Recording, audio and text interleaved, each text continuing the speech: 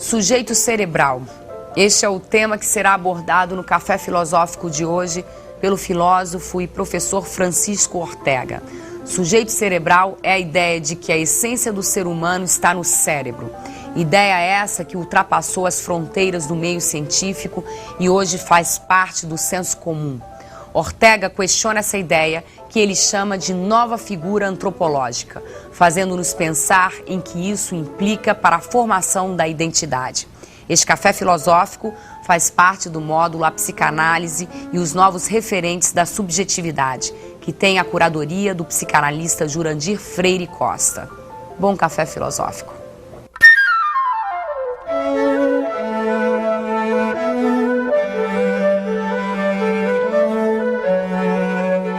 Eu acredito que falar de identidade contemporânea hoje em dia, uma das manifestações ou uma das cristalizações dessa identidade é precisamente o que a gente chama de sujeito cerebral, que eu acho que é um termo que de alguma maneira tenta capturar o que eu chamaria de uma nova figura antropológica. Bom, eu não sei se é nova, mas de alguma maneira uma figura antropológica que, sobretudo na segunda metade do século XX, a partir dos anos 60, cada vez está mais presente, não somente no campo científico, ou no campo neurocientífico, ou no campo da psicologia cognitiva, ou no campo da filosofia da mente, mas na cultura popular, que é uma das coisas que mais me interessam, como que essa figura antropológica do sujeito cerebral está se divulgando no público leigo. Essa seria uma das questões que eu gostaria de tratar com vocês hoje, esta noite aqui. Então, de alguma maneira, é precisamente essa figura antropológica do sujeito cerebral. O que quer dizer sujeito cerebral? Sujeito cerebral quer dizer simplesmente que a identidade pessoal está no cérebro. Ou seja, que a essência do ser humano está no cérebro, ou que o cérebro é a parte mínima necessária para constituir o que seja a identidade pessoal. O cérebro é a parte necessária para definir o que seja uma pessoa, usando o termo antropológico de pessoa. Então, essa seria um pouco a ideia básica.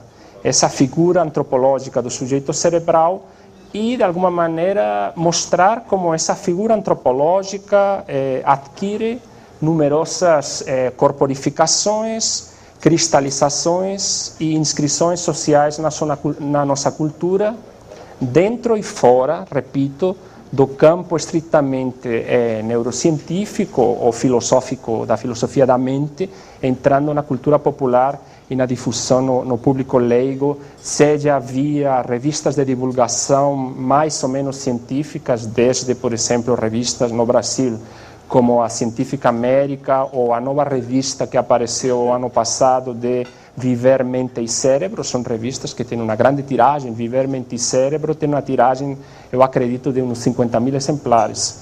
Mas não somente essas revistas, por exemplo, a revista Veja, a revista Isto É, volta e meia, tem artigos que falam sobre o cérebro. Artigos, capas de revistas dedicadas ao cérebro e a relação do cérebro com a identidade, que o que nos interessa nesse módulo. Ou seja, desde artigos que dizem respeito aos avanços neurocientíficos no tratamento de doenças neurológicas, principalmente Parkinson e Alzheimer, até artigos mais que entram no campo da própria especulação filosófica, que dizem respeito ao lugar da identidade no cérebro, ao lugar da espiritualidade no cérebro, ao lugar de diferentes emoções no cérebro, como orgulho, inveja, alegria, amor. De alguma maneira, esses artigos permeiam nossa cultura. Todo mundo deve ter visto esse material. Então, essa seria um pouco a questão que me interessa. E uma ideia que eu acredito que é fundamental é que precisamente essa figura do sujeito cerebral, ela surge, ou ela, de alguma maneira, adquire a configuração atual porque se a gente olha historicamente, já existem essas ideias de que a identidade, de que a mente está localizada no cérebro, já existe isso no século XVIII, sobretudo no século XIX, com a difusão da frenologia, com a difusão da craniologia, todos esses saberes que tentavam localizar determinadas faculdades mentais no cérebro, que mediam os cérebros de pessoas famosas, todos os cérebros, o cérebro de Goethe, o cérebro de Schiller, até neste século o cérebro de Einstein foi medido, o cérebro de Lenin, para ver um pouco, de alguma maneira, essa genialidade, como ela é localizada no cérebro.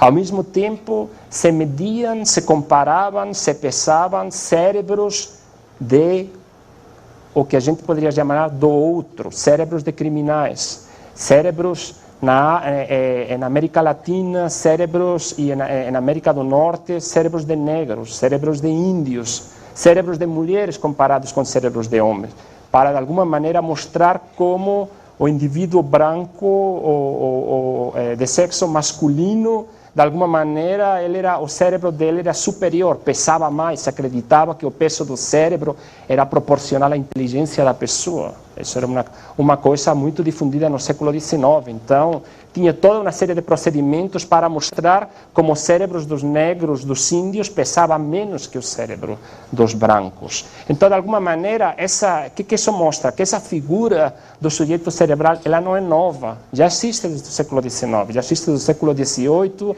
infelizmente ligada a questões racistas, ligada a mostrar desigualdades entre homens e mulheres, negros e brancos, mas hoje, de alguma maneira, essa figura é muito mais presente na nossa cultura. Então, de alguma maneira, é nessa configuração atual que eu gostaria de centrar minha apresentação nesta noite aqui com vocês.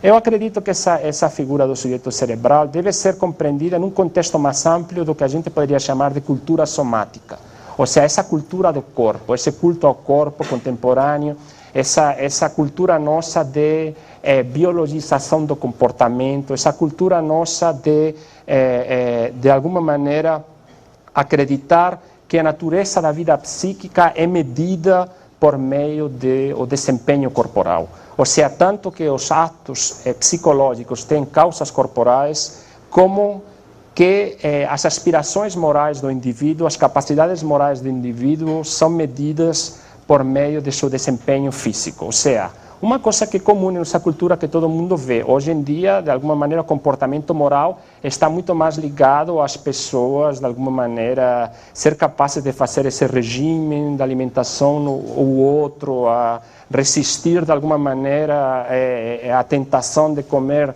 esse doce e não o outro. Ou seja, de alguma maneira, essa cultura do corpo, essa cultura das sensações, essa cultura do espetáculo, onde ser é ser visto, não é? Onde o ser é ser imagem e onde o corpo diz o que a pessoa é. Ou seja, de alguma maneira, nessa cultura mais ampla, que eu acho que o sujeito cerebral se insere, porque o sujeito cerebral, de alguma maneira, é uma manifestação dessa somatização, dessa corporificação, dessa biologização do que seja a mente, a identidade pessoal, o psiquismo. É nesse contexto mais amplo que eu acredito que essa figura antropológica do sujeito cerebral adquire a configuração que tem hoje em dia.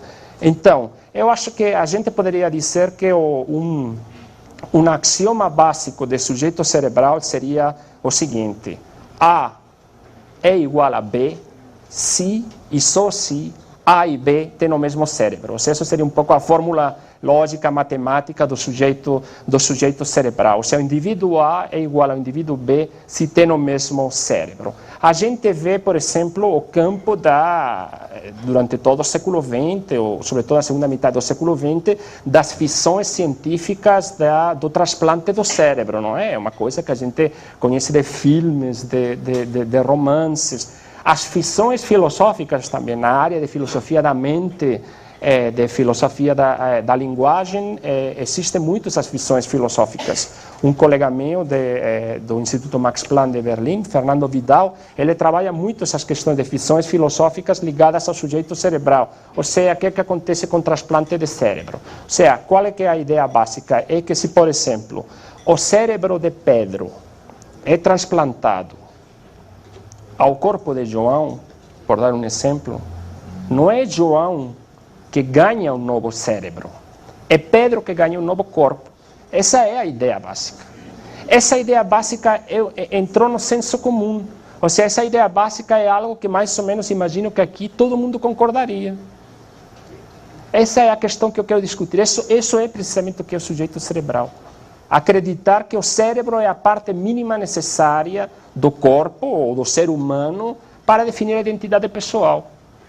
Então, essa questão não é somente dentro do campo da ficção, das especulações filosóficas, porque de momento, aparentemente, não é possível fazer um transplante de cérebro, então a gente não sabe ainda quando acontecer, se de fato João acordando com um novo cérebro, se ele vai se reconhecer como João, me trocaram o cérebro, se vai ser Pedro, que de algum momento diga, mas que corpo é esse que eu estou?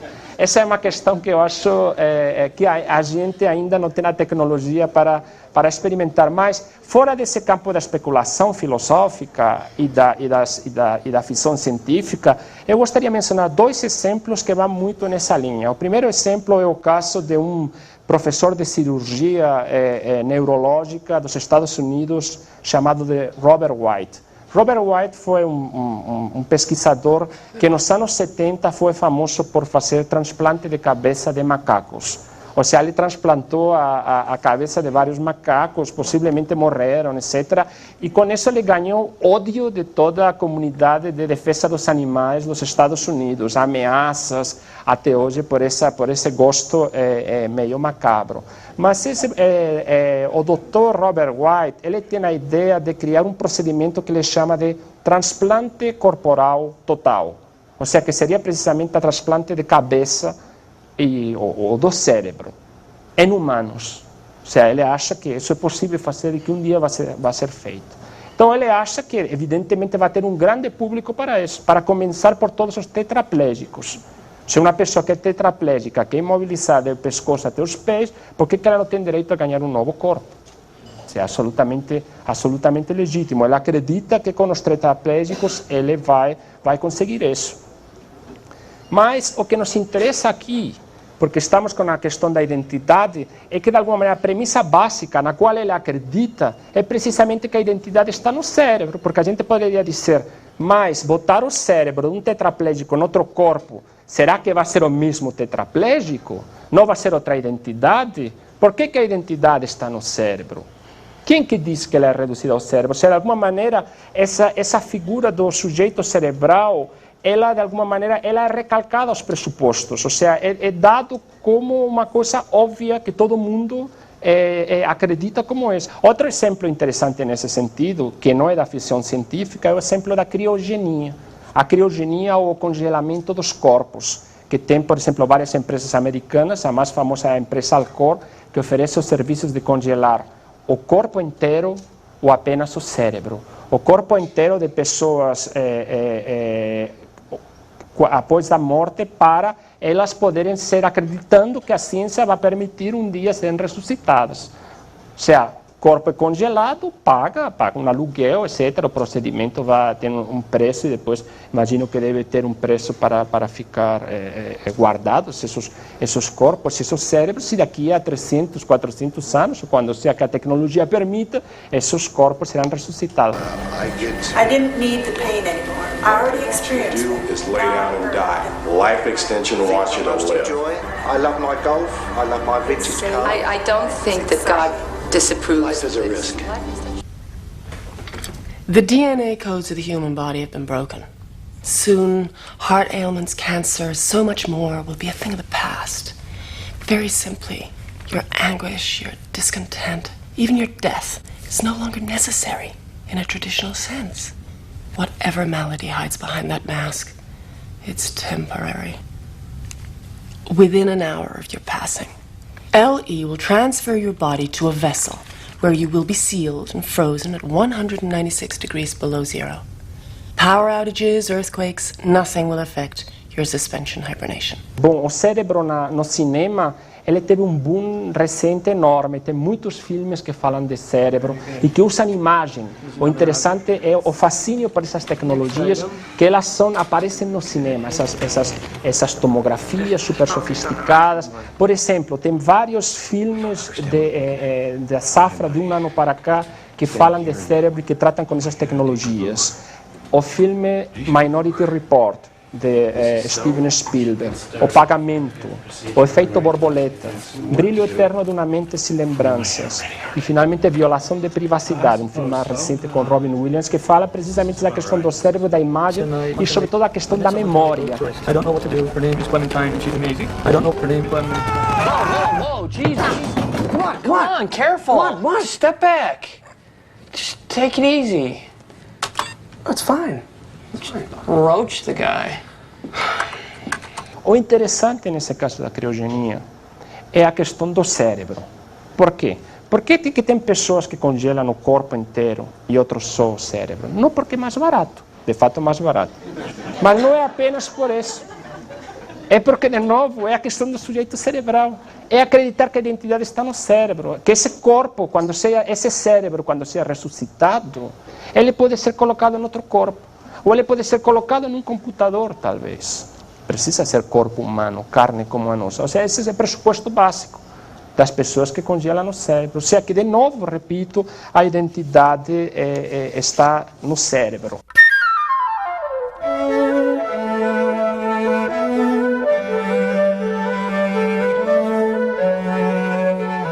No próximo bloco, o filósofo Francisco Ortega investiga as causas que levaram o cérebro a adquirir o status que hoje tem na sociedade contemporânea. Por trás daquilo que parece óbvio, há muito mais para ser questionado nas relações entre cérebro e identidade pessoal. Com os avanços técnicos da medicina, imagens do cérebro podem ser vistas por qualquer pessoa. Mas o que está por trás dessas imagens muitas vezes não é tão fácil de enxergar. O que dizem essas imagens? O que está oculto sob a aparente transparência?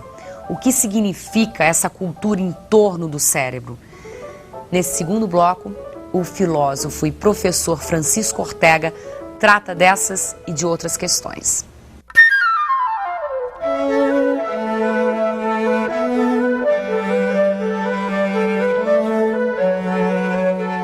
Se a gente se volta para o que a gente poderia chamar de uma fenomenologia do cérebro, tem autores que têm pensado nisso. O Paul Ricoeur, ele fala dessa questão da fenomenologia do cérebro. Drew Leder.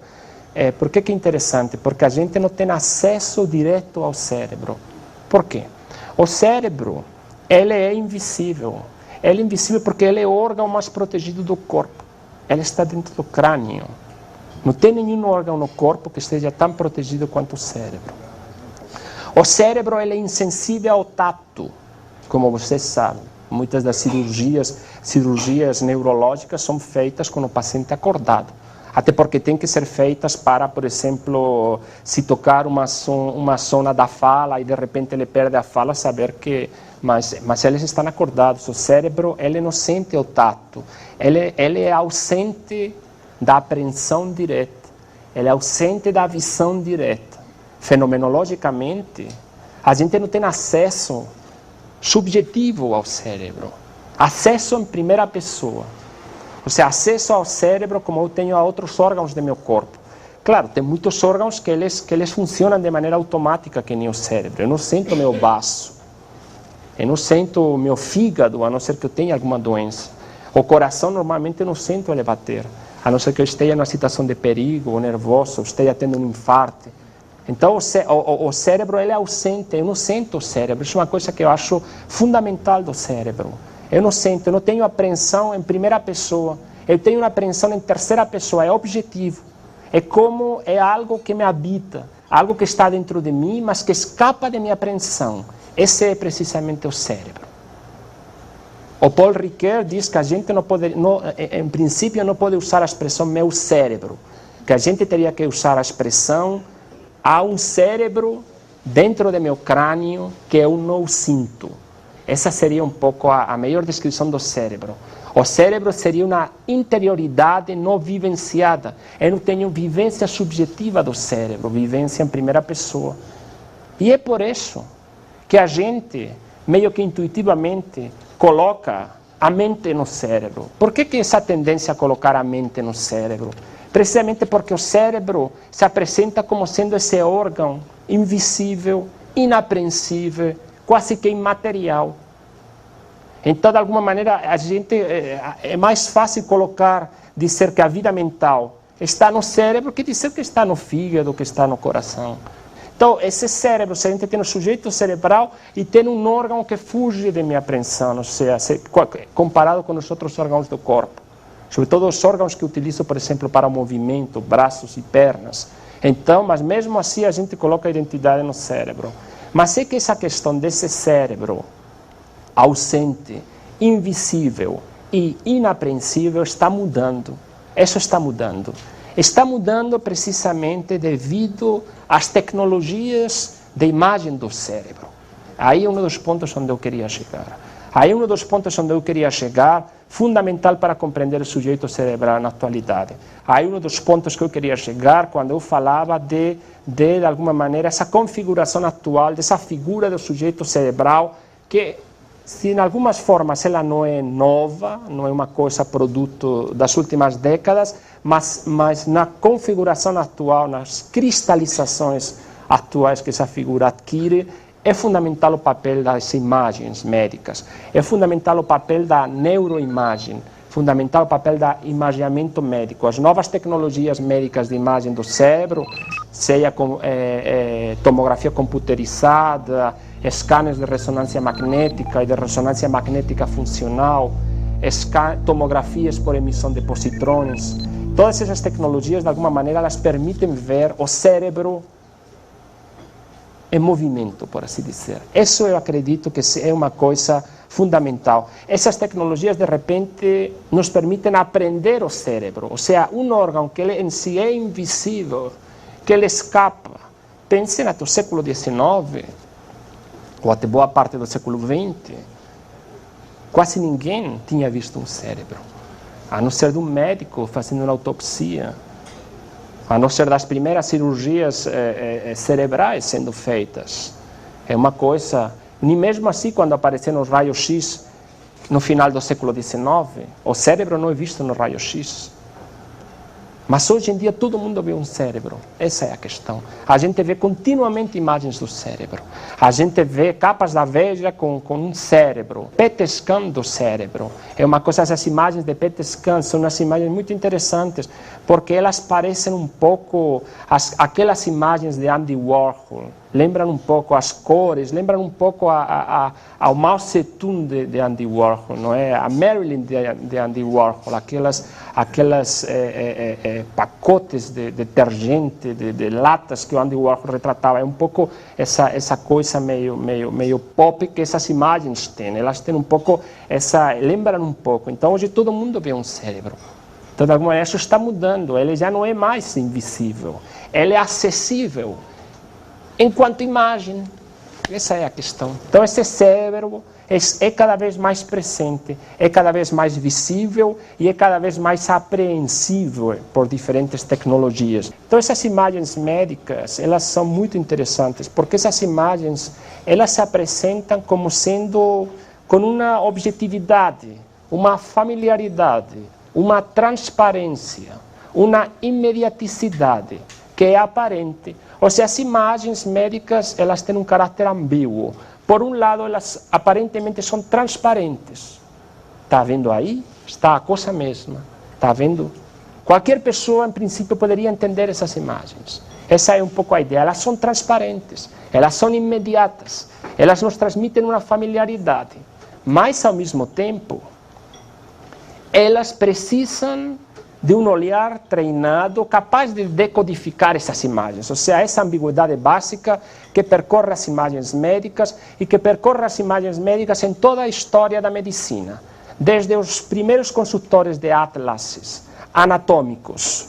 No século XVI era um pouco essa questão. Ou seja, como oferecer uma imagem do corpo que ela é absolutamente objetiva. Porque essa ideia, objetiva, transparente, científica. Mas, ao mesmo tempo, essa imagem está sujeita a determinados cânones e convenções. Ou seja, por exemplo, se dizia na história da medicina, no século XVII, que as imagens médicas tinham que seguir os cânones da escultura clássica. Então, a gente vê nos atlases anatômicos esses esqueletos fazendo posturas e poses que parecem as estátuas gregas. Ou seja, essa é a questão. Mas, ao mesmo tempo, elas são objetivas. Essa é um pouco a ideia. Uma aparente legibilidade imediata, mas, ao mesmo tempo, precisam de codificação. E quanto mais sofisticadas, mais. Evidentemente, qualquer de nós, leigo, vê um PET scan, não vai ver nada. A gente vai ver no PET scan o que nos digam que está assistindo nesse PET scan. Esse PET scan é da esquizofrenia, a gente vai acreditar, mas a gente, de alguma maneira, não vai ter instrumentos de avaliação. Então, essa é um pouco a questão que acho fundamental. Ou seja, que existe algo assim como um processo prévio de aculturação, o qual é recalcado, o qual é omitido, o qual é eclipsado e negado, que seria o contexto no qual essas imagens estão sendo produzidas, o contexto sociocultural, o contexto sociohistórico, sociotécnico, no qual essas imagens atingem sua inteligibilidade. Ou seja, as convenções da determinada época, etc., que fazem que a gente entenda essas imagens. Mas essas imagens se apresentam como sendo absolutamente transparentes. Essa é uma questão que eu acho fundamental, sobretudo para entender a questão do sujeito cerebral e para entender a questão das imagens do cérebro. Por quê? Porque a imagem ela já é uma reconstrução. Essas imagens hiper sofisticadas das novas tomografias, dos PET scan, elas são reconstruídas. Primeiro, elas são reconstruídas porque elas são reconstruídas a partir de dados que são transformados em imagem. Ou seja, não é uma fotografia. Um PET scan, uma imagem de ressonância magnética, ela não é uma fotografia, existe uma grande diferença. Elas são já reconstruídas. E não só isso, existem infinitas tecnologias de reconstrução das imagens. Qualquer de nós, com um computador em casa, pode botar fotografias digitais, modificar essas fotos, de repente deu muita luz, aí eu tiro a luz, de repente eu vou focalizar. Ou seja, se a gente faz isso em casa, eles fazem continuamente com essas imagens. Ou seja, elas estão em um processo de reconstrução, retoques, pinceladas constantes. Uma coisa interessante de ver é o uso das cores nessas imagens. O uso das cores nos PET scan. Por quê? Porque o interior do corpo, ele não tem luz, ele é escuro. Então a gente quando vê essas figuras em cores, é porque a gente atribui cores. Elas não são as cores que essas imagens em si, esse corpo tem. Então, é uma arbitrariedade o uso das cores. Dependendo de umas cores ou de outras, a imagem que eu vejo é muito diferente. O que é essa imagem? Essa imagem é um PET scan de um cérebro, mas é o mesmo cérebro de uma pessoa saudável. É o mesmo cérebro, 42 vezes o mesmo cérebro, com cores diferentes. Essa é uma coisa muito interessante, porque vocês veem que, segundo as cores que eu uso, posso dar uma impressão ou outra. Então, essa neurociência, que eu chamaria oficial, a neurociência mais avançada, de alguma maneira, eu acredito que ela usa imagem continuamente, usa a imagem para mostrar a localização cerebral de funções mentais. Ou seja, não são apenas funções mentais sensoriomotoras, as quais a localização é clara e definida. Por exemplo, a relação de uma determinada zona do cérebro com movimento, voluntário e involuntário, mais funções mentais superiores, como a localização da inteligência, a localização de diferentes emoções, etc. Ou seja, seria um pouco esse pressuposto localizacionista que essa neurociência mais oficial tem, e que é um pouco a neurociência que passa para a cultura popular.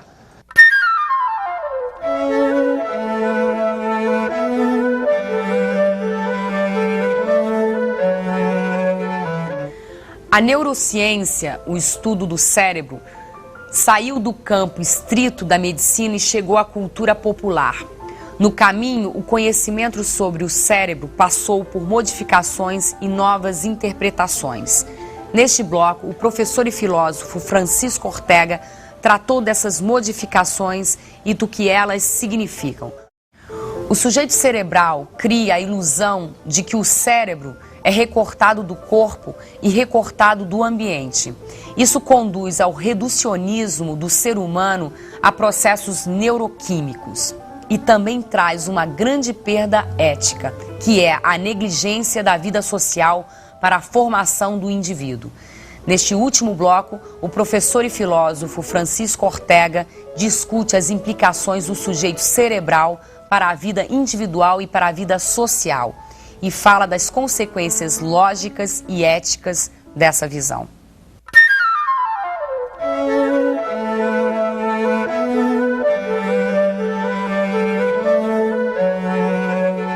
Então, eu acho que, de alguma maneira, essas imagens do cérebro ligadas à questão do sujeito cerebral, elas nos oferecem uma coisa muito interessante, que seria uma espécie que eu chamaria de uma ilusão de fragmentação. A ideia de que o cérebro é separado do corpo. Quando a gente vê um PET scan, bom, agora temos a imagem do mesmo cérebro, dá a ideia de que esse cérebro, primeiro, está na atividade, não? Essas imagens mostram a atividade, ele é vivo, não é? Ele é vivo e ele não precisa do corpo. Se as imagens nos fornecem essa ilusão de separação, de fragmentação do corpo, do cérebro, ou seja, o corpo é reduzido ao cérebro. O corpo que interessa é o cérebro. É a parte básica e as imagens nos oferecem isso. Essa ilusão de fragmentação, de que o corpo não é uma totalidade, de que o corpo é fragmentado, que está ligado também ao próprio progresso da história da medicina. A história da medicina, a partir do século XIX, é uma medicina cada vez mais especializada, não é? Ou seja, então, precisamente essas especialidades médicas nos fornecem essa ilusão de partes isoladas da anatomia. Muitas pessoas reclamam dos médicos precisamente disso. O cérebro que é recortado do corpo, o corpo é reduzido ao cérebro, e o cérebro que é recortado do ambiente. E essa é uma questão que eu acho fundamental, porque uma das características desse sujeito cerebral seria o que eu chamaria de uma negação, ou pelo menos uma negligência do que seria da vida social e do mundo compartilhado. Essa é uma questão que eu acho fundamental. Porque, de alguma maneira, no momento em que eu procuro a causa cerebral de qualquer coisa, de qualquer doença, de qualquer distúrbio no cérebro, eu estou, de alguma maneira, negligenciando, se não negando, esses aspectos mais ambientais, esses aspectos mais sociais.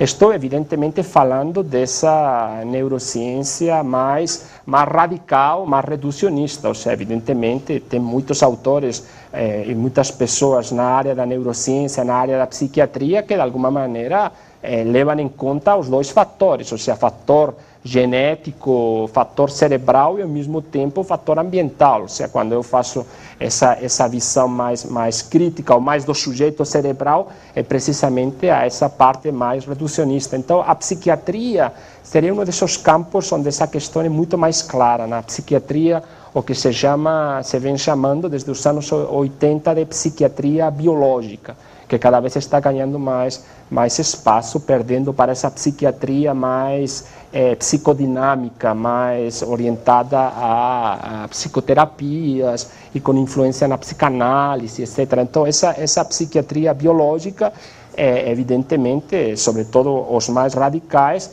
eles tratam doenças mentais como se fossem lesões no cérebro. Ou seja, basicamente, dois exemplos que são muito trabalhados é a depressão e a esquizofrenia. Depressão e esquizofrenia reduzido a simplesmente a lesões cerebrais. Eu acho que essa é uma questão muito importante e que eu acho que tem um lado positivo e um lado negativo. Quando se pensou nesse módulo das novas identidades e mostrar, sobretudo, a influência do corpo, do cérebro nessas identidades contemporâneas, e mostrar quais que são os ganhos os ganhos e as perdas, não é? Ou seja, tudo tem ganhos e perdas. O lado positivo, eu acredito que seja, que de alguma maneira seria o que eu chamaria da desculpabilização. Ou seja, tratar uma doença mental como uma lesão cerebral serve para, tanto para o portador dessa doença, como para os familiares, pais e familiares, para desculpabilizar. Eu não tenho culpa.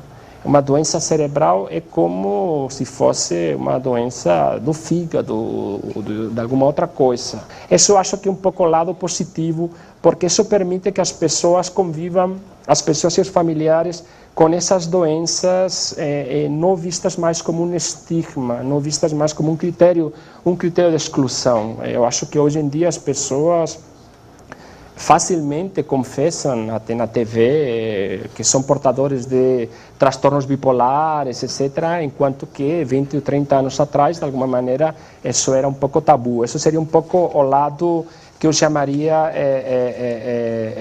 positivo.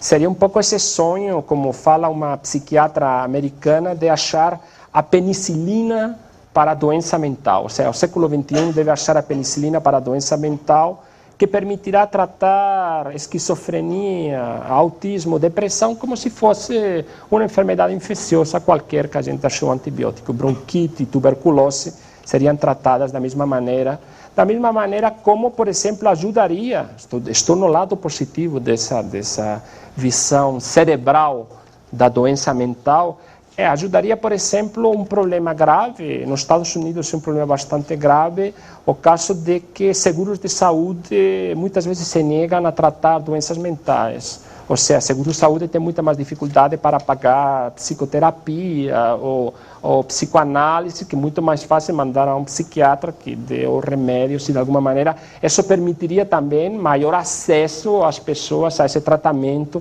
e menos aborrecimento nessa hora. O lado negativo que eu vejo seria precisamente essa negação da vida social do indivíduo, do mundo compartilhado. Acreditar, de alguma maneira, que essa vida mental se reduz um pouco a esse condicionamento neuroquímico, de química cerebral. Isso seria uma coisa que eu acho fundamental, que seria uma espécie de uma perda ética muito grande. Entrando no campo da ética, eu acho que reduzir nossos comportamentos ao cérebro tem como consequência não só uma visão mais simples, mais reducionista do ser humano, mas a negligência dessa vida social, desse mundo compartilhado.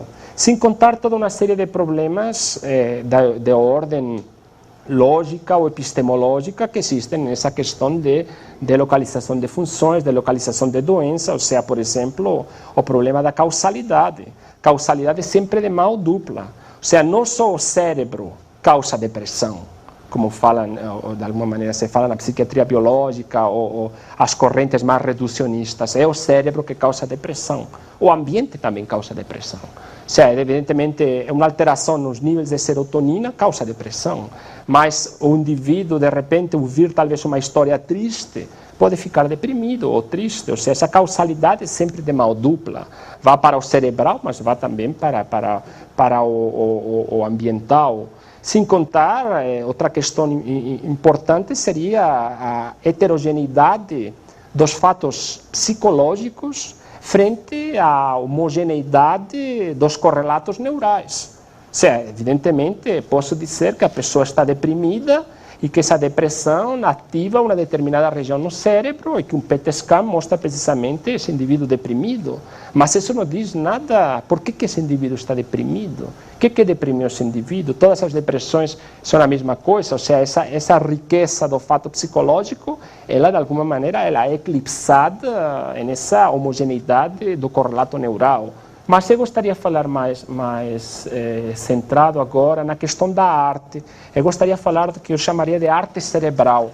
É uma série de artistas, uma safra de artistas que de alguma maneira eles trabalham com neuroimagem. É uma arte que tem sido chamada, que permeia ou que atravessa a ciência, porque uma arte que de alguma maneira ela tenta dar uma resposta à ciência. É uma arte que critica precisamente essa ilusão de transparência que a ciência, que a neurociência, que as imagens médicas nos prometem.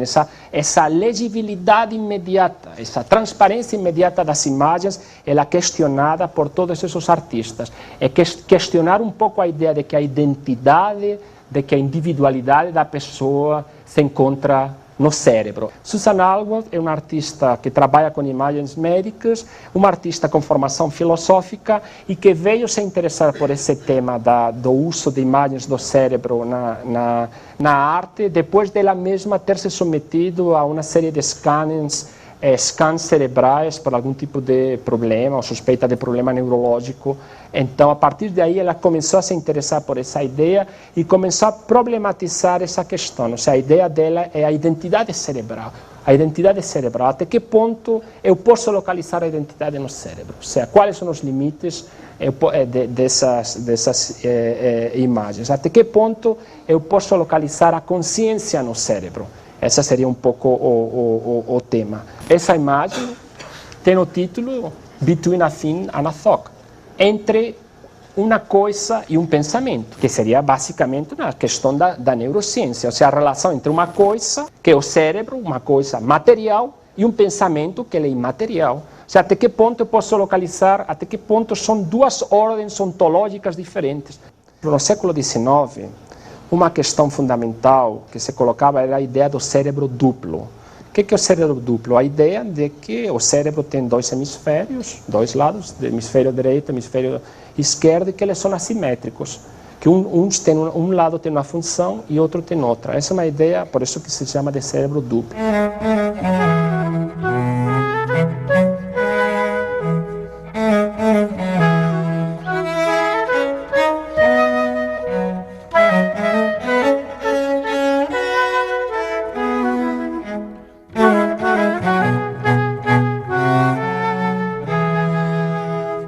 Então, é muito interessante essa ideia dessa simetria cerebral, porque essa figura desse cérebro duplo, ela é uma figura que existiu dentro da neurologia, sobretudo na segunda metade do século XIX. De 1860 até 1920, aparece muito essa figura, e depois vai aparecer de novo a partir dos anos 60 do século XX. Tem um espaço mais ou menos entre 1920 e 1960, onde essa figura não é importante. Por que não é importante? Porque é a influência da psicanálise e porque é a influência de uma psiquiatria mais dinâmica. Então, de alguma maneira, uma psiquiatria influenciada pela psicanálise que busca mais a causa das doenças mentais nos sintomas do que em determinadas lesões cerebrais. Freud tem uma frase muito bonita que Freud disse: a histeria se comporta como se a anatomia não existisse. É uma ideia muito interessante. Então, é um pouco essa influência da psiquiatria dinâmica, da psicanálise e, sobretudo, também na própria neurociência. A neurologia, durante essa época, está voltada mais para uma ideia holística do cérebro. Ou seja, o cérebro ele funciona de uma maneira mais total. Não existe tanta diferença entre um hemisfério e outro hemisfério. É a influência, por exemplo, da própria psicologia da Gestalt na neurologia, Kurt Goldstein e outros autores que examinaram muitos feridos da Primeira Guerra Mundial com distúrbios neurológicos. Eles de alguma maneira tendiam mais para essa visão mais holística, mas a partir, e essa parte que nos interessa aqui relacionada com o sujeito cerebral, a partir de 1960 volta muito essa ideia de um cérebro assimétrico, da simetria do cérebro, ligada esta vez à contracultura. É um movimento de contracultura, como todo mundo sabe, um movimento muito forte de crítica a uma racionalidade que se acreditava instrumental, crítica da tecnologia, porque desconfiança da ciência, porque a ciência que tinha produzido as bombas atômicas. É um pouco essa ideia. Então, de alguma maneira, volta essa ideia do cérebro assimétrico, mas invertida. Agora aparece um elogio do hemisfério direito. Por que ele está na moda? Porque ele é o hemisfério da criatividade, ele é o hemisfério que foi reprimido, é o hemisfério do misticismo, é o hemisfério do oriental, é o hemisfério oriental, o hemisfério do cérebro é o lado zen do cérebro. Ou seja, esse hemisfério ele foi reprimido pelo lado esquerdo. O lado esquerdo é responsável pelas bombas atômicas, é responsável pela guerra de Vietnã, é responsável pelos campos de concentração. Agora, de alguma maneira, o que se trata é desenvolver o hemisfério direito que foi reprimido. Essa é um pouco a ideia até hoje, desenvolver o lado direito do cérebro, que é esse lado mais criativo. Aí, por exemplo, eu fiz um levantamento no site da Livraria Cultura, de todos os livros que tinha em português, falando desse lado direito do cérebro. E tem uma lista muito interessante que eu vou ler para vocês. Um deles chama O Gerente que Pensa com o Lado Direito do Cérebro. Como usar o poder da mente para obter sucesso. Esse está esgotado, esse deve ser ótimo. Aí tem outro, A Revolução do Lado Direito do Cérebro. O lado direito do cérebro e sua exploração em aula. Desenhando com o lado direito do cérebro. Aprendizado com o lado direito do cérebro em 30 dias. O cérebro, outro que se chama cérebro esquerdo, cérebro direito. Então mostra um pouco essa ideia do cérebro direito, como mudou historicamente quando a gente vê, e essa ideia do sujeito cerebral. E o que é interessante nesses livros, que eu chamaria de autoajuda cerebral, é precisamente essa ideia do auto. Voltamos um pouco à ideia do sujeito cerebral. É sempre auto, eu, ego. O outro não existe. Ou seja, essa ideia é um pouco de como você será autossuficiente. Esse é o cérebro. Quer dizer, você fazendo a ginástica certa para seu cérebro, você não precisa de ninguém. Você vai ter sucesso na vida, vai se dar bem. É um pouco essa ideia, essa negação do outro, essa negação da vida social, essa negação do mundo compartilhado. É uma grande perda ética que eu acho que existe nesse tipo de visão da identidade. É uma visão muito empobrecida e que eu acho que é importante ressaltar.